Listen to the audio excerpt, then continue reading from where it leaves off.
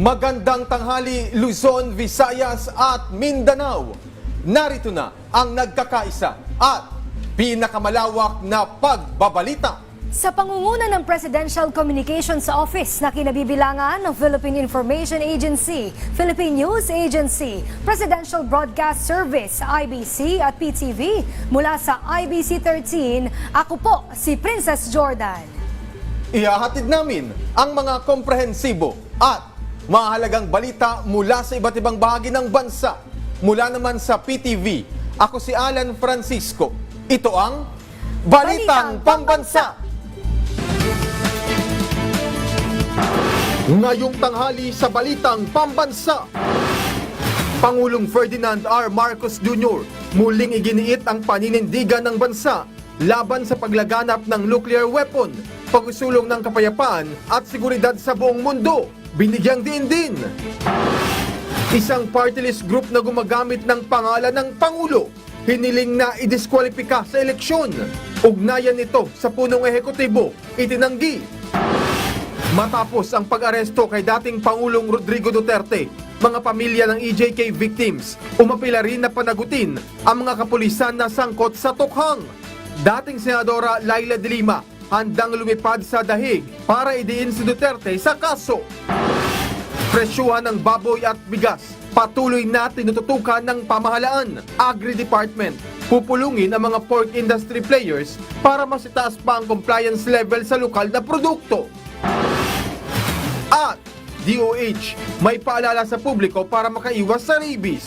Kaso ng nasabing sakit, bumabaraw ngayong unang quarter ng 2025. Una sa ating mga balita, binigyang diin ni Pangulong Ferdinand R. Marcos Jr. ang matatag na paninindigan ng Pilipinas laban sa paglaganap ng nuclear weapons sa isang pagpupulong kasama si Dr. Robert Floyd, ang Executive Secretary ng Comprehensive Nuclear Test Ban Treaty Organization. Dito, ipinunto ni Pangulong Marcos na walang nananalo sa nuclear war, kaya mahalagaan niya ang pagpapanatili ng kapayapaan at seguridad sa buong mundo sa pamamagitan ng pag-iwas sa paggamit ng nuclear weapons. Binigyang diin din niya ang commitment ng bansa sa pagpapatupad ng Comprehensive Nuclear Test Ban Treaty upang matiyak na ang bansa ay patuloy na magiging bahagi ng pandaigdigang inisyatiba para sa hindi paglaganap ng mga nuclear weapons. Dagdag pa ng Pangulo ang hangaring mapanatili ang isang ligtas na mundo para sa lahat sa pamamagitan ng pagsusulong ng kapayapaan at pagtutulungan ng mga bansa. Ang Pilipinas ay isa sa mga bansang matatag na sumusuporta sa CTBT na layong ganap na ipagbawal ang pagsubok ng mga nuclear weapon para mapigilan ang kanilang pagkalat at mapanatili ang seguridad ng pandaigdigang komunidad. Isang petisyon ang isinampa sa Commission on Elections para ipadisqualify ang Pilipinas Babangon Muli o PBBM party list. Paglilinaw ni Attorney Jess Christian Ramirez na walang kaugnayan ng nasabing party list kay Pangulong Ferdinand R. Marcos Jr.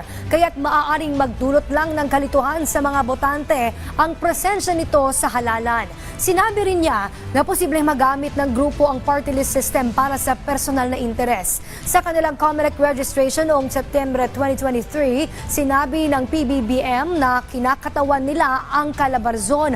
Ngunit lumabasaan nila sa listahan ng nominees noong October 2024 na 8 ay mula sa Abra, isa sa Cagayan at isa sa Quezon City. Walang nominee umano mula sa Calabarzon na malinaw na paglabag sa kanilang registration. Ayon sa petisyon, lumabag ang PBBM sa Republic Act 7941 at COMELEC Resolution 9366. Hinihiling ni Ramirez ang agarang kanselasyon ng PBBM at agarang o pagharang sa kanilang paglahok sa halalan. Naniniwala ang isang legal expert na posibleng ma-freeze ang mga asset ni dating Pangulong Rodrigo Duterte dahil sa mga kaso na kanyang kinaharap. Sa kanyang panayam sa Radyo Pilipinas, sinabi ni ICC Assistant to Counsel Attorney Cristina Conte na nasa mga prosecutor kung maghahain sila ng mosyon para hilingin ito sa korte. Gayunman, binigyang diin niya ang importansya ng timing sa paghahain ng mosyon kaugnay nito, lalo at hindi pa convicted sa kaso ang dating Pangulo. Samantala, Sa usapin naman ng mga iaharap na witness, inilatag ni Atty. Conti kung sino-sino ang mga posibleng mapabilang. Kabilang na ang mga kaanak ng mga biktima ng umano'y extrajudicial killings. Gayon din ang binansagang DDS o Davao Death Squad, gaya ni na Edgar Matobato at Arturo Las Cañas. Kung presentasyon kasi ng kaso, di kailangan mapatunayan na may nangyaring patayan, may nag-utos ng patayan, at kung paano naganap yung patayan. Ang pakiusap ko lang din siguro sa general public ay huwag na po muna tayong mag-speculate kung sino mismo kasi baka mag-security risk. Pero siguro parang kategorya. So una, pwede ka magkaroon ng parang factual witnesses. Anong nangyari? Paano namatay? Pwede ka rin magkaroon ng factual witnesses na magsasabi paano na inuutos yung yung pagpatay. Insider yan. Ang tawag dyan, insider witness precisely. Pwede ka rin magkaroon ng witness na magsasabi tungkol sa anong nangyari dito sa lugar namin, ganito karami ang pinatay. And they are called pattern witnesses.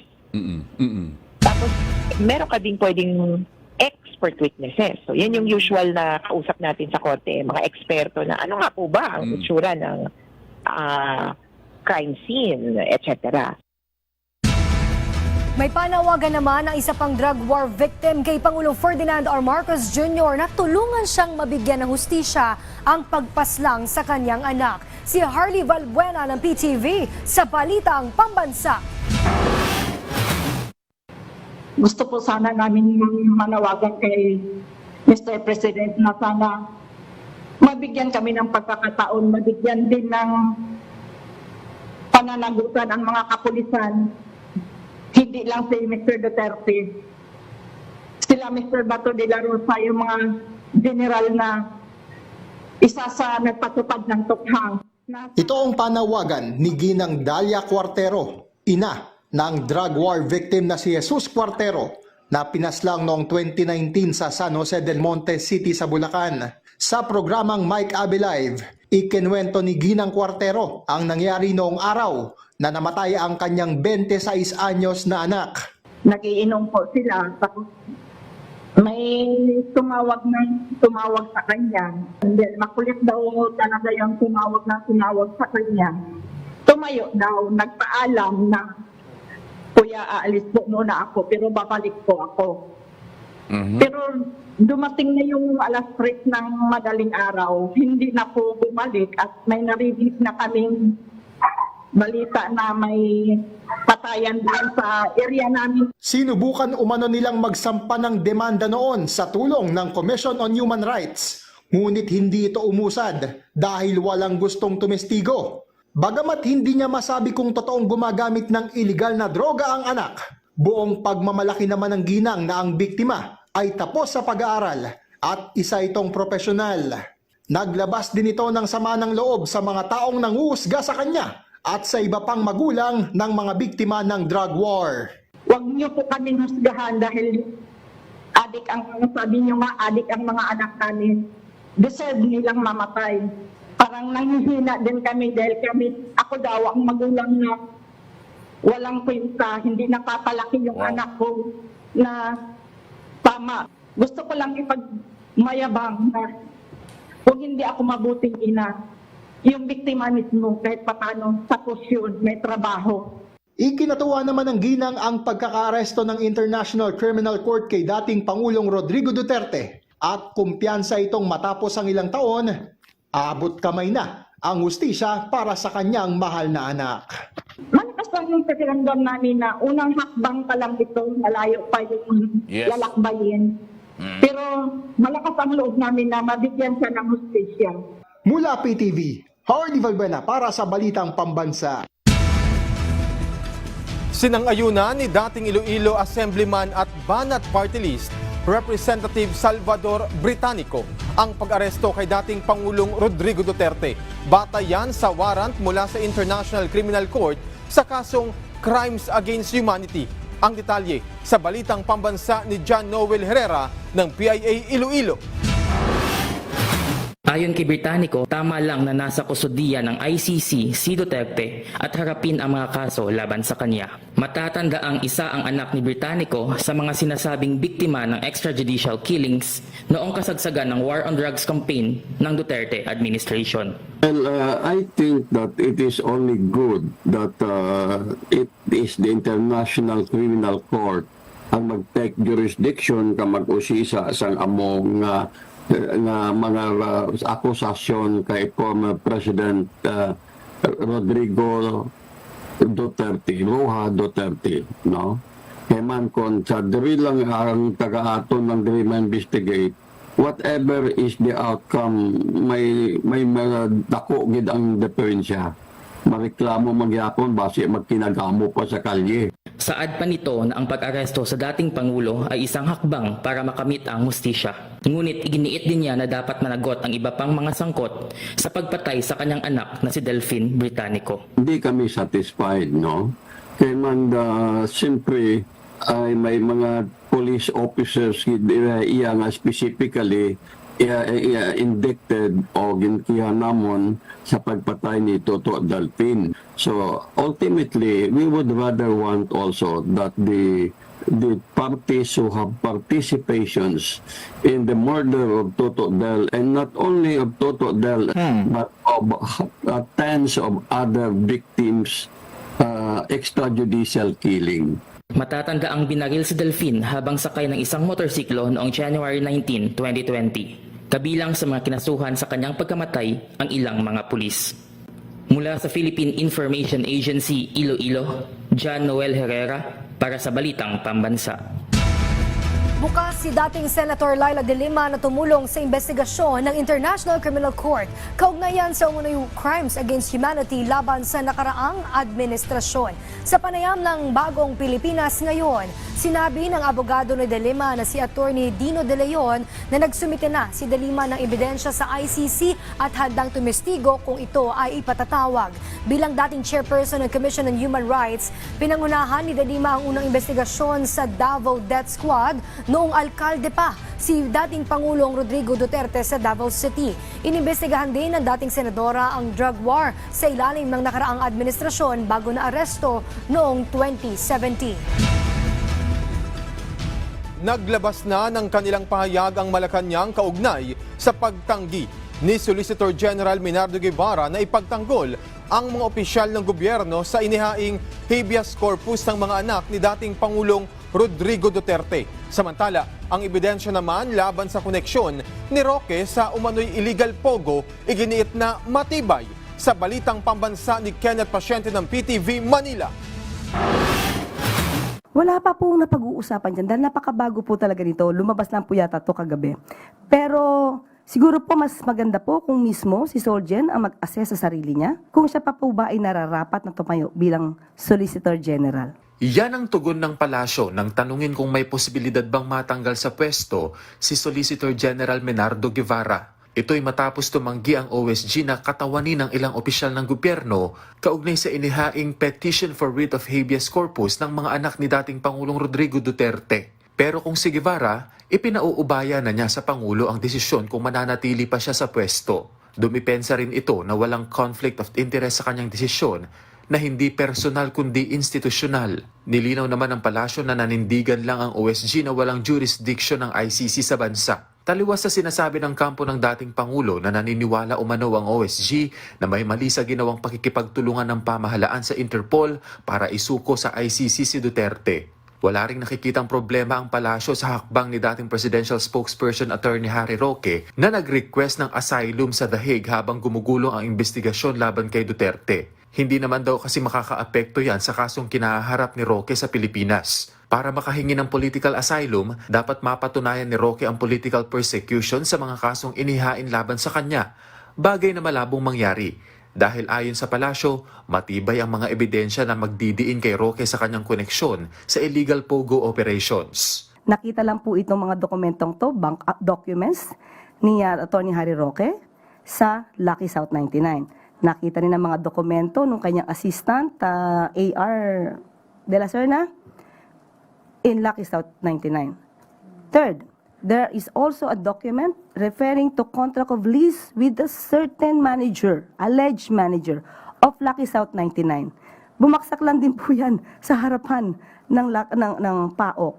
So how could there be a political persecution if all the pieces of evidence are overwhelming?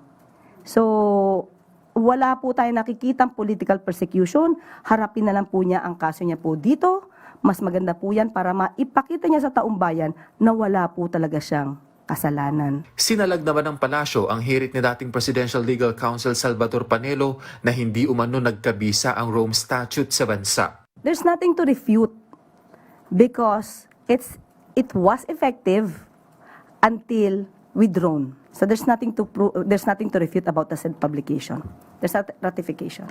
Kung naniniwala kayo walang effect or hindi effective or hindi nag-take effect ang Rome Statute sa atin dahil walang publication, ba't kaya nga kayo nag-withdraw?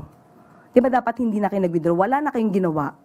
Kasi wala pa lang, hindi pala tayo naging member, hindi pala tayo naging sumang-ayon sa nasabing Rome Statute.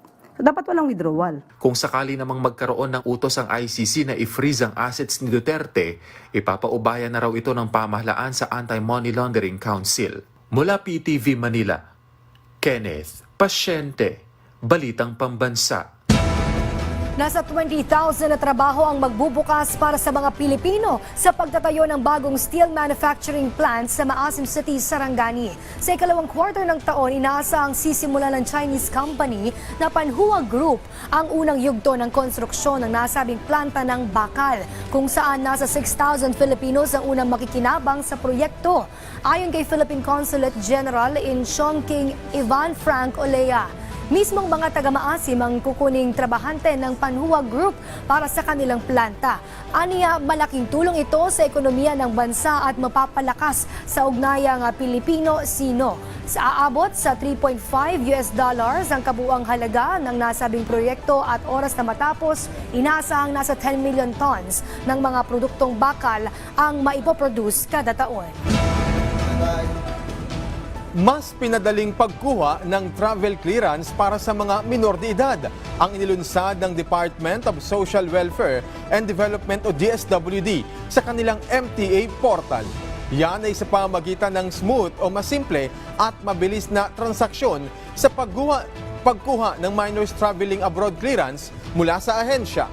Sa panayam sa Radyo Pilipinas kay DSWD Assistant Secretary Ada Colico, nagbibigay ang kanilang online portal ng dalawang serbisyo para sa minors, tulad ng Certificate of Exemption para sa mga hindi kasalang magulang pero nasa custody ng tatay o nanay, lolo at lola at kapatid ang bata.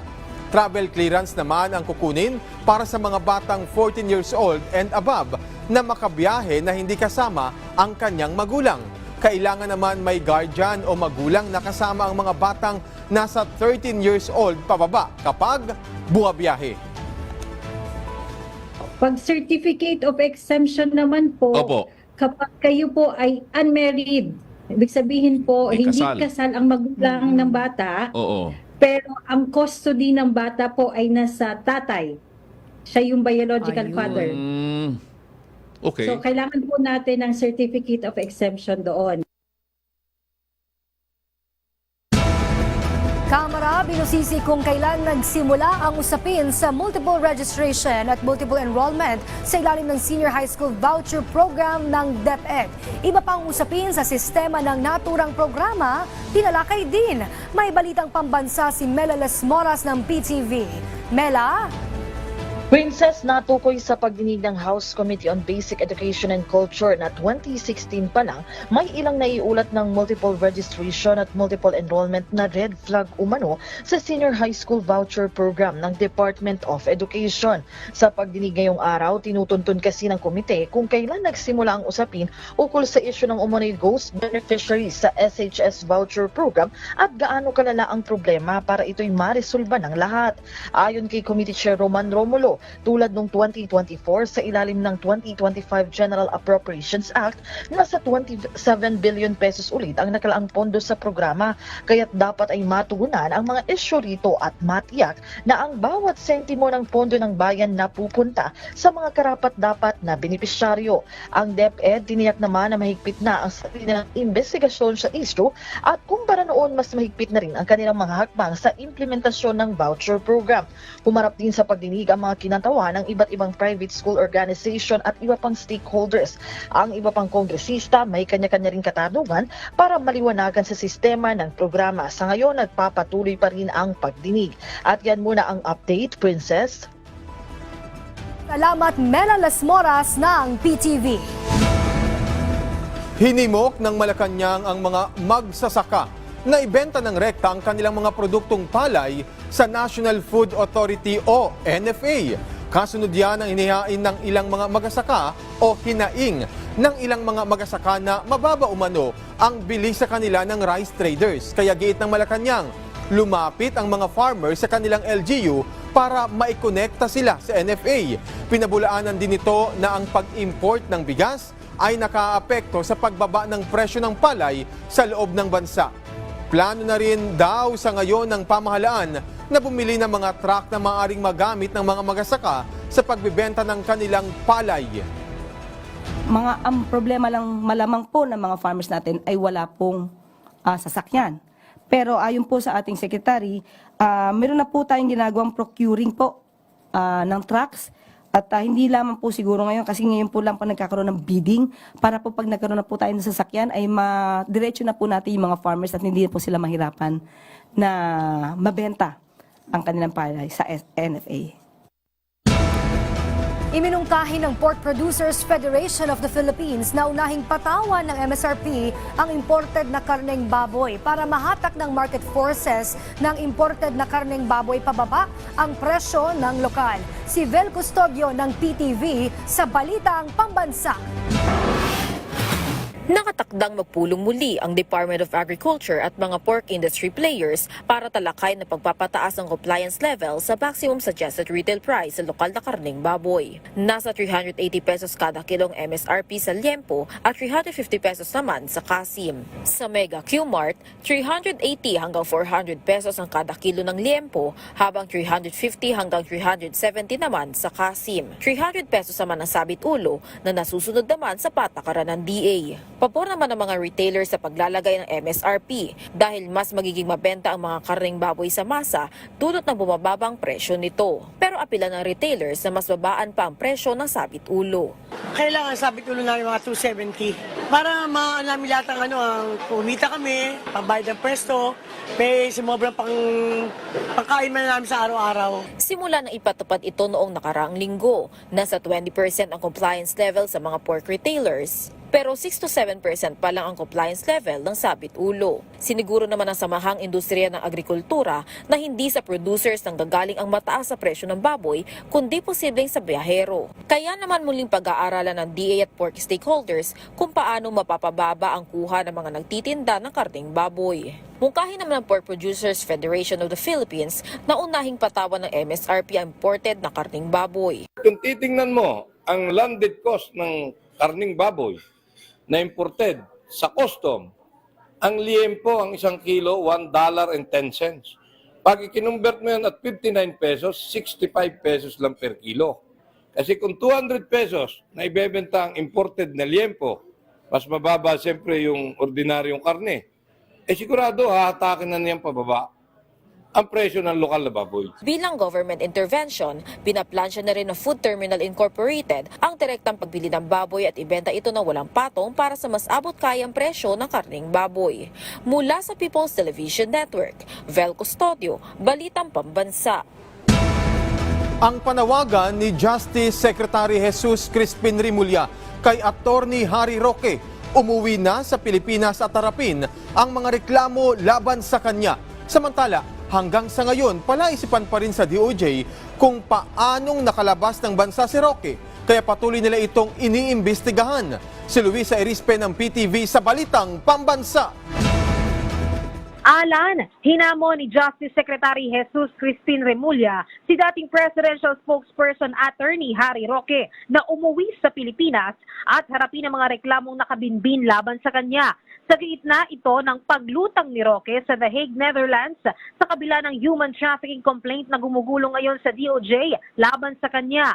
Buwelta ni Remulla kay Roque, magpaka-Pilipino siya at umuwi sa Pilipinas kaysa umano magsumiksik siya sa kaso ni dating presidente o ng dating presidente sa The Hague, Netherlands. Tinawag din ni Remulla na irrelevant umano si Roque sa kaso ng dating Pangulo, maging ang paghingi niya ng political asylum. Sabi pa nga ni Remulla, wala namang political persecution sa kanya, walang usaping politika, kaya bakit siya manghihingi ng political asylum? Ang reklamo anya na nakabinbin sa kanya ay human trafficking in persons dahil sa umunoy pagkakasangkot niya sa operasyon ng Philippine Offshore Gaming Operators o POGO noon. Kaya magpakaabogado anya si Roque at harapin ang reklamo sa kanya sa Pilipinas. Sa ngayon naman, wala pang resolusyon ng Office of the Prosecutor General ng DOJ sa reklamong ito laban kay Roque. Pero pinag-aaralan nila ang isinumiteng counter-affidavit noon ni Roque na ninotaryohan umano sa Abu Dhabi, UAE. Samantala, patuloy naman ang investigasyon ng DOJ ngayon kung papaano nga ba nakalabas ng bansa si Roque o kung gumamit ba ito ng mga peking dokumento para makaalis ng Pilipinas. Nakikipag-ugnayan na anya ang DOJ sa iba't ibang bansa para makakuha ng impormasyon hinggil dito. At yan muna ang latest. Balik muna sa iyo, Alan. Maraming salamat, Luisa Irispe ng PTV. Lumagda sa isang kasunduan ngayong araw ang DMW at ilan pang kumpanya para sa pagtatayo ng OFW Center sa Mactan, Cebu International Airport. Layo nitong magbigay ng mas maayos at komportableng lugar para sa mga OFW na papasok o lalabas ng Pilipinas. May balitang pambansa si Bien Manalo ng PTV Live. Bien! Princess, magandang balita para sa mga tinaguriang bayani sa makabagong panahon ang ating magigiting na overseas Filipino workers dahil isang tahanan o kanlungan ang malapit ng buksan sa Cebu para sa kanila. Ngayong araw kasi pinagtibay ng Department of Migrant Workers, Abuetis Intra-Capital Cebu Airport Corporation, Mactan Cebu International Airport at Cebu Pacific ang kasunduan sa pagtatayo ng OFW Center sa Mactan Cebu International Airport. Nakatakda itong buksan sa June 7 ng kasalukuyang taon. Hatid ng bagong OFW Center ang medical, legal at reintegration services. Inaasahang magbibigay ito ng mas maayos at komportabling lugar o pahingahan para sa mga OFW papasok o palabas man ng Pilipinas. Alinsunod pa rin ito sa direktiba ni Pangulong Ferdinand R. Marcos Jr. na pangalagaan at protektahan ang kapakanan ng mga OFW. Good news naman para sa ating mga kababayan na nais magtrabaho abroad dahil mahigit 3,000 trabaho sa bansang Croatia ang inaasahang bubuksan sa ilalim yan ng government-to-government program sa pagitan ng Croatia at gobyerno ng Pilipinas. Prioridad dito ang hotel workers na kailangan na sa lalong madaling panahon lalo na at papalapit na ang summer season doon. Ayon sa DMW, nasa huling yugto na ang pagbalangkas sa rules para maisakatuparan nito. Nasa 1,000 euros o katumbas ng mahigit 60,000 piso ang maaaring kitain doon at hindi rin requirement ang language training sa ngayon. Patuloy lang na umantabay sa anunsyo ng Department of Migrant Workers para sa hiring process. Mahigpit pa rin ang paalala ng ahensya sa ating mga kababayan na gustong magtrabaho sa ibang bansa na mag-ingat sa mga mapagsamantalang illegal recruiter at human trafficker at tanging sa mga DMW accredited recruitment agency lamang magtungo para hindi mabiktima ng mga manloloko. Princess, bukod sa Croatia ay nagkaroon din ng kasunduan ang Pilipinas sa bansang Slovenia kung saan libu-libong trabaho ang inaasahang bubuksan, partikular na sa healthcare services at caregiving na sa ilalim pa rin ng government-to-government program. Naglalaro sa 1,500 euros hanggang 2,500 euros ang pwedeng kitain o katumbas yan ng higit 100,000 piso hanggang higit 200,000 piso. Manatili lamang na nakaantabay sa DMW para sa iba pang detalye at sa hiring process. At yan ang update. Balik sa iyo, Princess. Maraming salamat, Bien Manalo ng PTV. Buwaba ang kaso ng rabies sa Pilipinas ngayong unang quarter ng 2025. Sa panayam ng Radyo Pilipinas, sinabi ni Health Spokesperson Assistant Secretary Albert Domingo na 55 cases ang naitala mula January 1 hanggang nitong March 1. 39% yan na mas mababa kumpara sa 90 cases na naitala noong nakaraang taon sa parehong panahon. Bagamat malaki ang ibinaba ng kaso nito, hindi pa rin aniya dapat magpakakampante ang publiko lalo't nakamamatay ang rabies. Mahalaga rin aniya ang agarang pagpapakonsulta sa mga ospital o animal bite treatment centers sakaling makagat o makalmot ng aso at pusa. Paalala pa ng DOH, libre ang bakuna laban sa rabies para sa mga PhilHealth member na magpapakonsulta sa mga animal bite center. Good news, pero yung paalala natin na huwag tayo magiging kampante kasi pag ikukumpara natin yung buong taon ng 2024, nakapagtala tayo ng 426 na di hamak na mas mataas, halos dumoble kumpara nung taong 2020 na 235 lang. Anong ibig sabihin, Alan? Kasi bagamat maganda yung balita na sa unang 3 buwan ng halos unang 3 buwan ng taon na ito ay mas mababa kumpara sa nakaraan, over the past years tumataas yung bilang ng mga rabies cases. At dyan po nagtatapos ang 30 minutong ulat sa bawat sulok ng bansa. Samahan nyo kaming muli mamayang alas 6 ng gabi para sa updated at pinalakas pang balitaan. Mula sa PTV, ako si Alan Francisco. Ito ang pinalawak na puwersa sa pangunguna ng Presidential Communications Office, kabilang ang Philippine Information Agency, Philippine News Agency, Presidential Broadcast Service, IBC at PTV. Mula sa IBC 13, ako naman po si Princess Jordan, hatid sa inyo ang komprehensibong paghimay sa mahalagang usapin dito lang sa Balitang Pambansa.